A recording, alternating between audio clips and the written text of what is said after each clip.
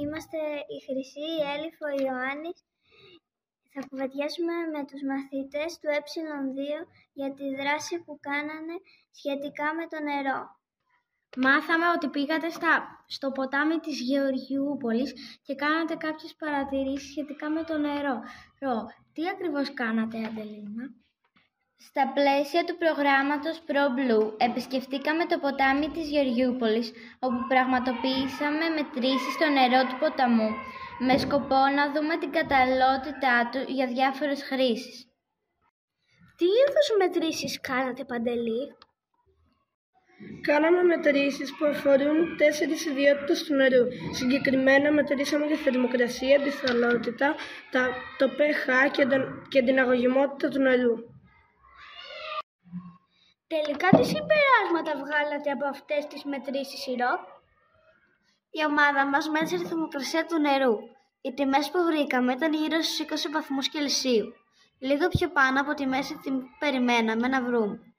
Θεωρούμε ότι αυτό οφείλεται στο ότι βρισκόμαστε στις εκβολές του ποταμού και το νερό του έχει αναμειχθεί με το νερό της θάλασσας. Μας είπατε ότι μετρήσατε τη θολότητα του νερού. Τι είναι αυτό, Ερμιόνη? Μετρώντας τη θολότητα του νερού, καταγράφουμε πόσα ξένα υλικά υπάρχουν μέσα του. Το νερό του ποταμού βρήκαμε ότι περιέχει φερτά υλικά και χώματα σε φυσιολογικές ποσότητες. Και το pH τι είναι? Τι σημαίνει αυτό, Άγγελε? Με το pH μετράμε την οξύτητα του νερού, δηλαδή πόσο οξυνό είναι.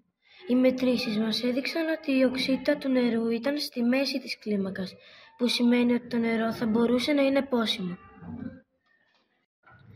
Μας είπατε ακόμα ότι μετρήσατε την αγωγημότητα του νερού. Άλλο παράξενο κι αυτό. Τι είναι και πώς το μετρήσατε, Κωνσταντίνε? Η μέτρηση της αγωγημότητας του νερού μας δείχνει πόσα άλατα υπάρχουν μέσα σε αυτό. Οι μετρήσεις μας έδειξαν ότι τα άλατα είναι σε χαμηλά επίπεδα. Άρα το νερό είναι κατάλληλο για οικιακή κατανάλωση και πόσιμο. Μας είπατε ότι οι μετρήσεις σας έδειξαν ότι το νερό είναι πόσιμο. Άρα μπορούμε να πίνουμε νερό κατευθείαν από το ποτάμι, Αντελίνα?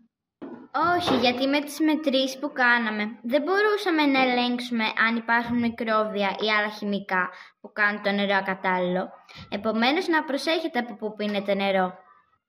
Ευχαριστούμε που μοιραστήκατε μαζί μας αυτή την εμπειρία σας στο ποτάμι.